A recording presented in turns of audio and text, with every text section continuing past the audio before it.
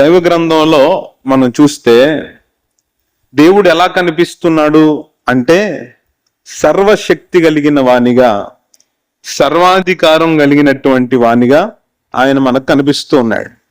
మనుషులంగా మనకు కొన్ని పనులు సాధ్యపడతాయి, కొన్ని పనులు మనం ఎంత ప్రయత్నించినా అవి మనం చేయలేం.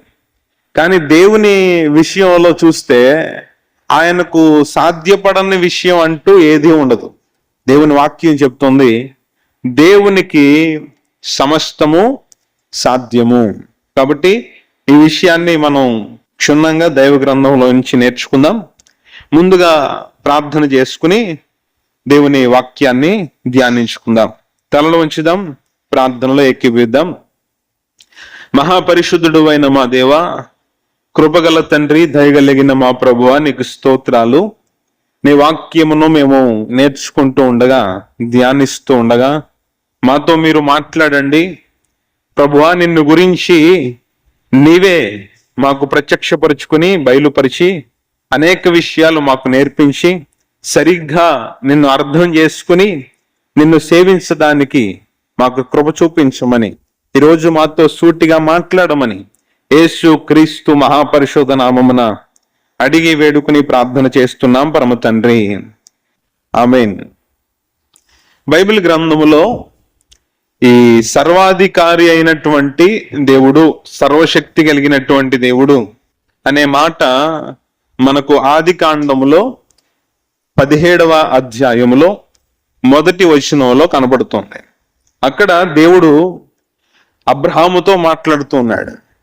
అబ్రహాముతో మాట్లాడుతూ దేవుడు ఏమంటున్నాడంటే, నేను సర్వశక్తి గల దేవుడను, నా సన్నిధిలో నడుచుచు నిందారహితుడవై ఉండుము. అబ్రహాముతో దేవుడు చెప్పినటువంటి మాట ఇది. నా సన్నిధిలో నీవు నిందారహితుడవుగా ఉండు, నేను సర్వశక్తి కలిగిన దేవుడను అని అబ్రహాముతో దేవుడు చెప్పాడు. పాత నిబంధనలో ఎల్షద్దాయ్ అనే మాటను ఉపయోగించారు. ఎల్షద్దాయ్ అంటే సర్వశక్తి కలిగిన దేవుడు అని అర్థం.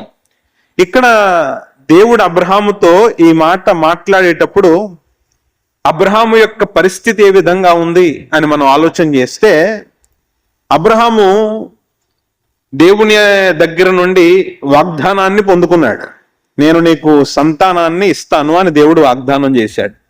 దేవుడు వాగ్దానం చేసి 24 సంవత్సరాలు దాటిపోతుంది.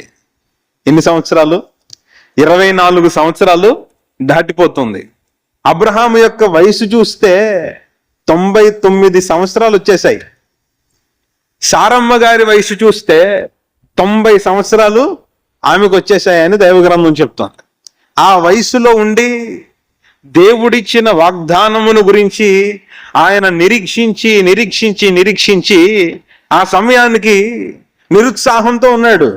ఇంకా నా జీవితంలో దేవుని యొక్క వాగ్దానం నెరవేరుతుందా, దేవుడు నాకు ఇచ్చిన వాగ్దానం సఫలమవుతుందా, నా కుమారుడు వస్తాడా, లేకపోతే నా యొక్క ఆస్తి అంతా నా పెద్ద దాసునికి వెళ్ళిపోతుందా అనేటటువంటి రకరకాల ఆలోచనలతో, నిరుత్సాహంతో అబ్రహాము ఆ సమయంలో ఉన్నాడు.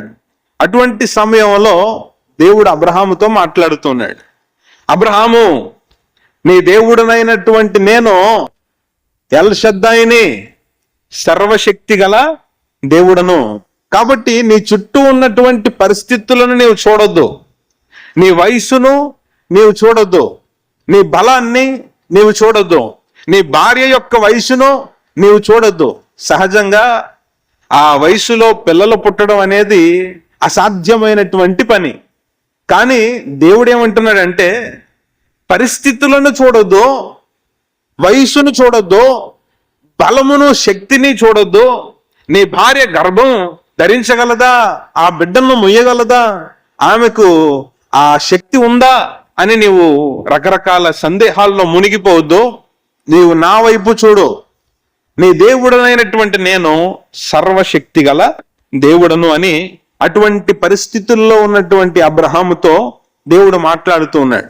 కొన్ని పరిస్థితుల్లో, మన జీవితాల్లో రకరకాల పరిస్థితులు గుండా మనం ముందుకు వెళుతూ ఉన్నప్పుడు మనం మన చుట్టూ ఉన్నటువంటి పరిస్థితులను చూస్తూ ఉంటాం. దేవుని వైపు చూడడం మనం మర్చిపోతూ ఉంటాం. అలాంటప్పుడు దేవుడు జ్ఞాపకం చేస్తూ ఉంటాడు, నీ దేవుడనైన నేను సర్వశక్తి గల దేవుడను, నీవు లోక పరిస్థితులను చూడకూడదు, నీవు నా వైపు చూడాలి అని అబ్రహామునకు జ్ఞాపకం చేసిన రీతిగానే దేవుడు మన జీవితంలో మనకు కూడా మనం ఎదుర్కొంటున్నటువంటి పరిస్థితుల మధ్య ఆయన మనల్ని ప్రోత్సహిస్తూ ఉంటాడు. ఇక్కడ ఈ ఎల్ షద్దై అనే మాటకు హీబ్రూ భాషలో మరొక అర్థం ఉంది.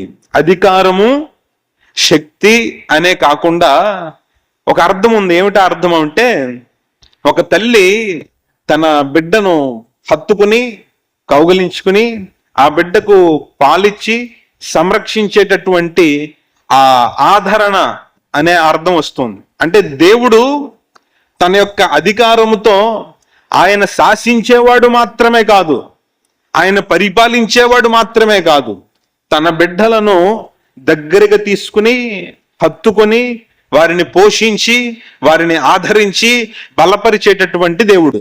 మన యొక్క విశ్వాసము ఏ స్థితిలో ఉంది, మనం ఏ విధంగా అలసిపోతూ ఉన్నాం, ఏ విధంగా సంశయాలతో ఆలోచనలతో చిక్కుబడి ఉన్నాం, ఈ విషయాలన్నీ దేవునికి తెలుసు.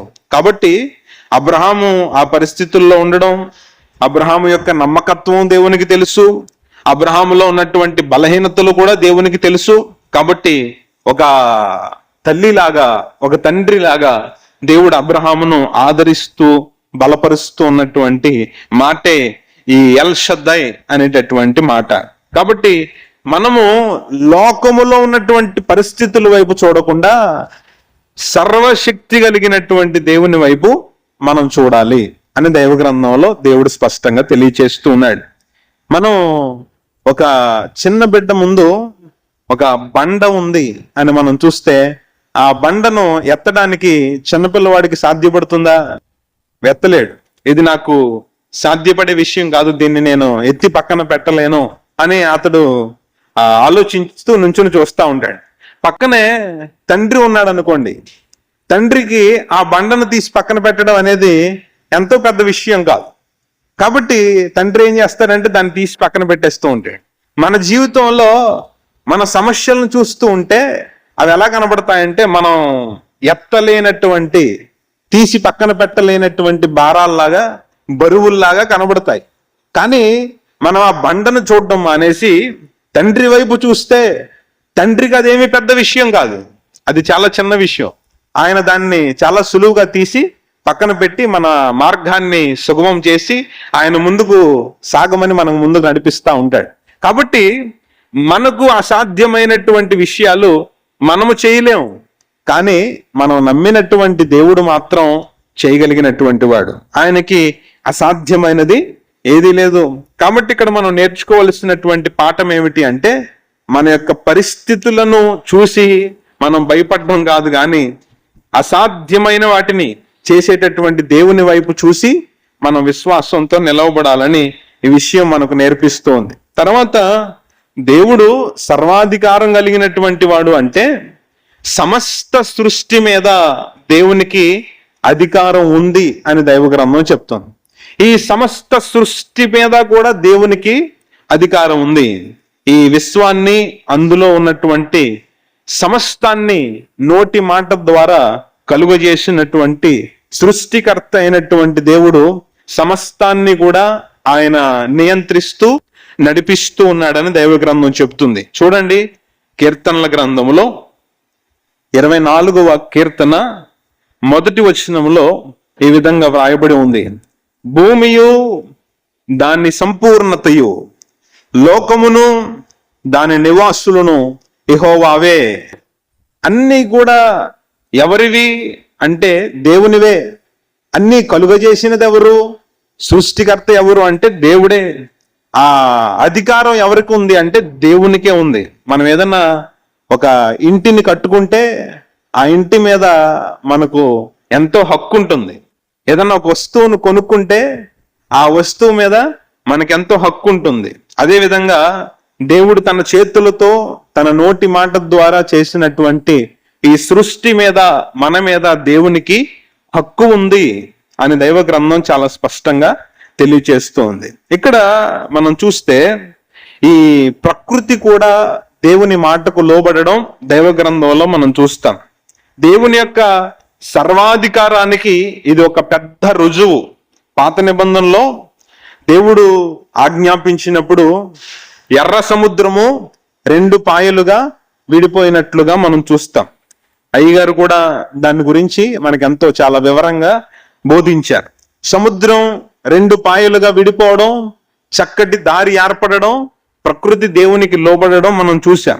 కాబట్టి అదే విధంగా సూర్యుడు, చంద్రుడు ఆకాశంలో నిలిచిపోయారని దైవ గ్రంథంలో మనం చూస్తాం. పాత నిబంధనలో చక్కటి ఉదాహరణలు మనకు కనబడతాయి. కొత్త నిబంధనలో కూడా యేసుక్రీస్తు ప్రభులు వారు శిష్యులతో కూడా ఆయన ఒక ఓడలో వెళుతూ ఉన్నప్పుడు, పడవలో వెళుతూ ఉన్నప్పుడు ఒక భయంకరమైనటువంటి పరిస్థితి అక్కడ చోటు చేసుకుంది.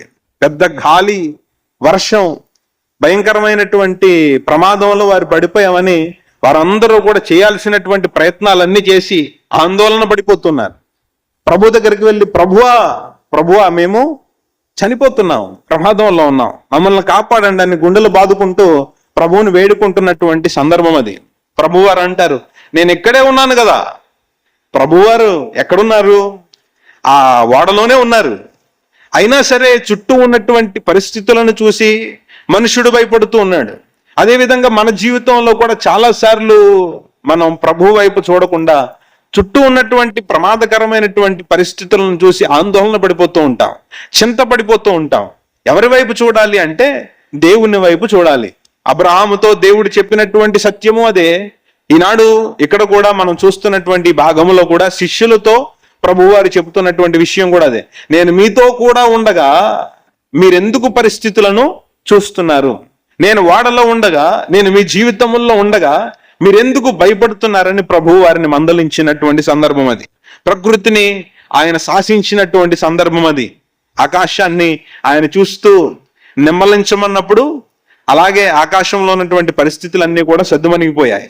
సముద్రం వైపు చూసి నిమ్మలించమన్నప్పుడు సముద్రం నిమ్మలం అయిపోయింది. పరిస్థితి అంతా సాధారణంగా మారిపోయింది. ప్రభువారి నోటి మాటతో ఆ పరిస్థితులను చక్కపరచడం అక్కడ మనం చూస్తాం. శిష్యులందరూ కూడా అప్పటి వరకు పరిస్థితులను చూసినటువంటి ఈ శిష్యులు ప్రభు వైపు చూసి ఆశ్చర్యపోతూ, ఈయన ఎవరు? ప్రకృతి కూడా ఈయనకు లోబడుతుంది. ఆకాశము దేవుని మాట వింటుంది, సముద్రము దేవుని మాట వింటుందేమిటి అని చెప్పి ఆశ్చర్యపోతూ అలా ప్రభు వైపు చూస్తూ ఉండిపోయారు. కాబట్టి మనం దైవ గ్రంథంలో చూస్తున్నాం, దేవునికి అధికారం ఉంది. దేవుడు సర్వాధికారం కలిగినటువంటి దేవుడు. సర్వ సృష్టి మీద ఆయనకు అధికారం ఉంది అని దైవ గ్రంథం చెప్తుంది. అంతేకాదు, ఇంకా మనం ఈ విషయాన్ని లోతుగా మనం ధ్యానిస్తే పెద్ద పెద్ద ఆకాశముల మీద, సముద్రముల మీదే కాదు, చిన్న చిన్న వాటి మీద కూడా దేవునికి సంపూర్ణమైన అధికారం ఉంది అని దైవ గ్రంథం చెప్తుంది. యేసుక్రీస్తు ప్రభులు వారు ఒక మాట అన్నారు. మత్తయి సువార్త 10వ అధ్యాయం 29-30 వచనాలను చూస్తే, మత్తయి సువార్త 10వ అధ్యాయం 29-30 వచనాలు. 2 పిచ్చుకలు కాసుకు అమ్మబడును కదా, అయినను మీ తండ్రి సెలవు లేక వాటిలో ఒక్కటియు నేలన పడదు, మీ తల వెంట్రుకలన్నీ లెక్కింపబడి ఉన్నవి. చూడండి, ఈ లోకంలో అత్యంత చిన్న పక్షి ప్రాణం కూడా దేవుని అనుమతి లేనిదే పోదు అని ప్రభువారు చెప్తున్నారు. ఎంత గొప్ప అధికారం, ఎంత చిన్న వాటి మీద కూడా ఆయన ఎంత శ్రద్ధగా ఉన్నారు అనే విషయం ఇక్కడ మనకు కనబడుతోంది. కాబట్టి ఈ తల వెంట్రుకలు ఎన్ని ఉన్నాయో మనం లెక్కించలేం, అది మన వల్ల కాదు. కానీ మనలను సృజించినటువంటి దేవునికి ఈ తల వెంట్రుకలు ఎన్ని ఉన్నాయో కూడా తెలుసు. అంత శ్రద్ధగా దేవుడు మనలను చూస్తున్నాడు. ఆయన మనలను పరిశీలిస్తూ ఉన్నాడు. ఆయన మనలను ప్రేమిస్తూ ఉన్నాడు. మన పైన అంత అధికారమును ఆయన కలిగి ఉన్నాడు. ఒక చిన్న పక్షి ప్రాణం పోతే ఎవరు పెద్దగా పట్టించుకోరు. కానీ ఆ పక్షి కూడా రాలి నేలన పడాలంటే దేవుని అనుమతి కావాలి అని దైవ గ్రంథంలో ప్రభువారు చెప్పారు. కాబట్టి మన జీవితంలో వస్తున్నటువంటి శ్రమలు, మన జీవితంలో వస్తున్నటువంటి అనారోగ్యాలు, ఆర్థిక ఇబ్బందులు, కుటుంబ సమస్యలు, వీటన్నిటి మధ్య కూడా మనం భయపడుతూ ఉంటే దేవుడు అంటున్నాడు, నేను ఒక్క మాటతో వాటన్నిటినీ కూడా సరిచేయగలిగినటువంటి దేవుడను, సర్వాధికారి అయిన దేవుడను అని దేవుడు చాలా స్పష్టంగా చెబుతూ ఉన్నాడు. కొన్ని ఫ్యాక్టరీస్ లో మనం చూస్తూ ఉంటే అన్ని చోట్ల పవర్ సప్లై ఉంటుంది, చాలా హై వోల్టేజ్ పవర్ సప్లై ఉంటుంది. కానీ అన్నిటికీ సంబంధించిన ఒక రూమ్ ఒకటి ఉంటుంది, దాన్ని ఏమంటారంటే పవర్ రూమ్ అని అంటారు. మొత్తం ఆ ఫ్యాక్టరీలో ఉన్నటువంటి పవర్ అన్నిటికీ సంబంధించిన కంట్రోల్ ఆ కంట్రోల్ రూమ్ లో వాళ్ళు అక్కడ ఉంచుతారు. అక్కడ ఒక బటన్ నొక్కితే మిగతా చోట ఉన్నటువంటి పవర్ అంతా ఒకసారి నిలిచిపోతుంది. మళ్ళీ అక్కడ ఒక బటన్ నొక్కితే అన్నిటికి సప్లై వెళ్తుంది. అదే విధంగా ఈ లోకంలో మనం చూస్తూ ఉంటాం, రకరకాల విచిత్రాలు ఈ లోకంలో, ఎంతో గొప్ప గొప్ప విషయాలు మనం చూస్తూ ఉంటాం. కానీ అన్నిటికీ పవర్ కంట్రోల్ ఎక్కడుంది అంటే దేవుని దగ్గరే ఉంది.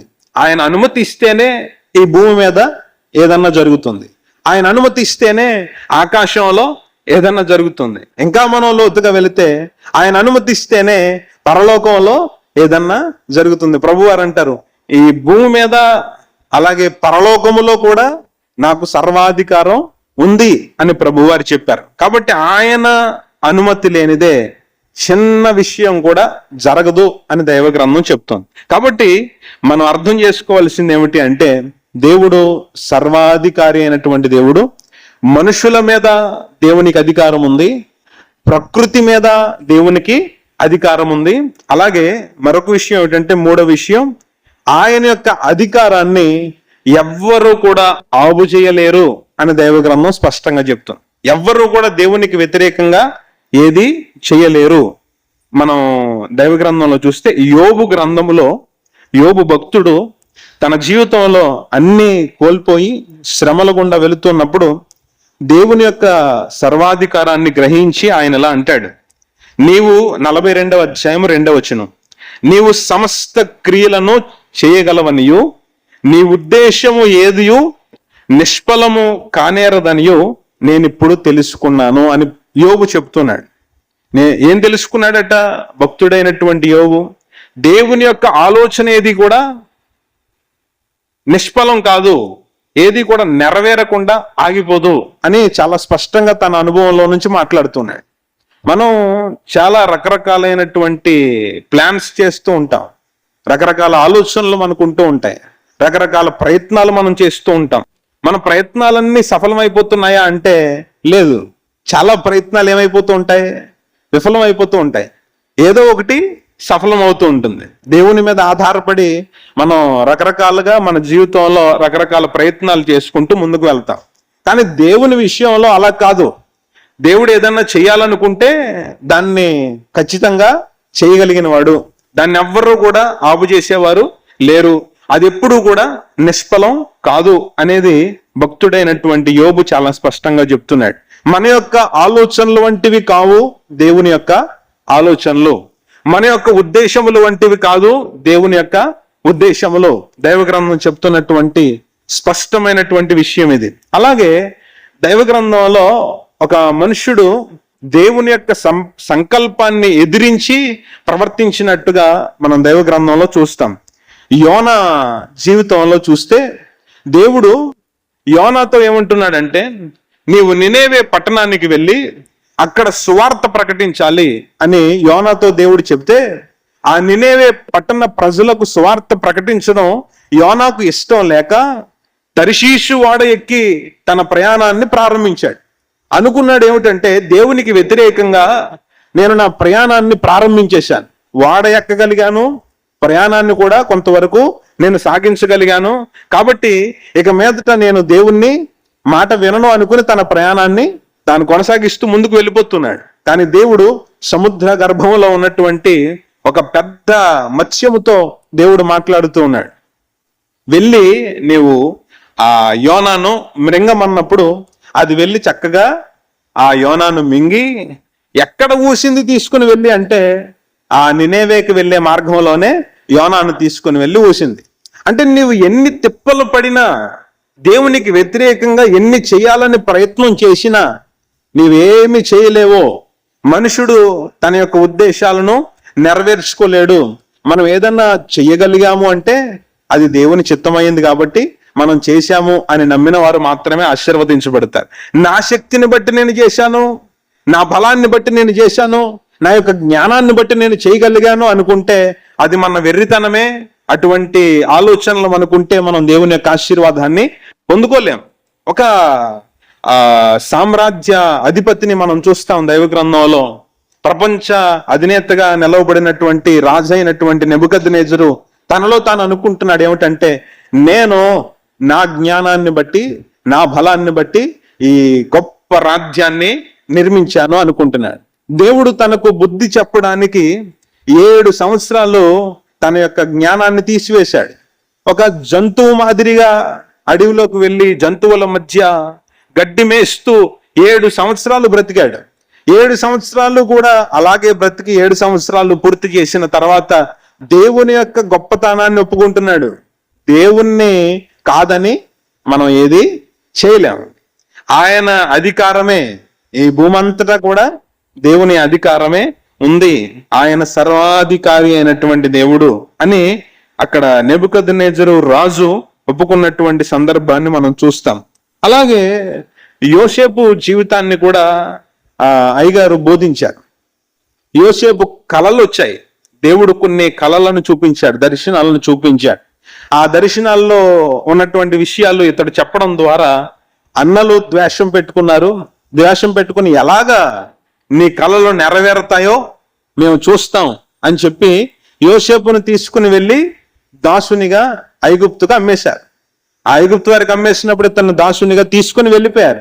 అక్కడతోటి యోసేపు కథ అయిపోయింది అని అనుకున్నారు అన్నలు.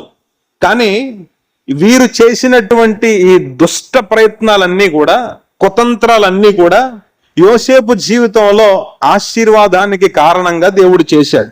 మనం దైవ గ్రంథంలో చూస్తే యోసేపు అంటాడు, మీరు నాకు కీడు చేయని ఉద్దేశించితిరి గాని దేవుడు దానిని నాకు మేలుగా చేశాడని ఆదికాండంలో 50వ అధ్యాయంలో 20వ వచనంలో అన్నలతో యోసేపు చెప్పినటువంటి ఆ మాటను మనం చూస్తాం. కాబట్టి ఎవరైనా మనకు కీడు చేయాలనుకుంటే వారు చేయగలుగుతారా? ఎవరైనా మనకు హాని చేయాలనుకుంటే వారు చేయగలుగుతారా? ఒకవేళ మనకెవరైనా కీడు చేశారు, మనకెవరైనా హాని చేశారు, మనల్ని కొట్టగలిగారు, మనల్ని బాధించగలిగారు అంటే దేవుని అనుమతి లేకుండానే అది వారు చేయగలిగారా అంటే లేదు. దేవుడు అనుమతిస్తేనే ఎవరైనా సరే ఎవరినైనా ముట్టుకోగలుగుతారు తప్పించి దేవుని అనుమతి లేకుండా ఎవ్వరూ ఏది చేయలేరు. ఇక్కడ కూడా అన్నలు అమ్మేశారు అంటే దేవుడు దానికి అనుమతినిచ్చాడు. ఆ సమయంలో విడిచిపెట్టేశాడు. సరే మీ ఇష్టం వచ్చినట్టు చేయండి, నేను నా చిత్తాన్ని ఎలా నెరవేర్చాలో నేను నెరవేరుస్తాను, నా ఏర్పాటులో ఉన్నటువంటి యోసేపును ఎలాగో హెచ్చించాలో నేను హెచ్చిస్తాను అని చెప్పి దాసునిగా అమ్మేస్తున్నప్పుడు మౌనంగానే దేవుడు చూస్తూ ఉన్నాడు.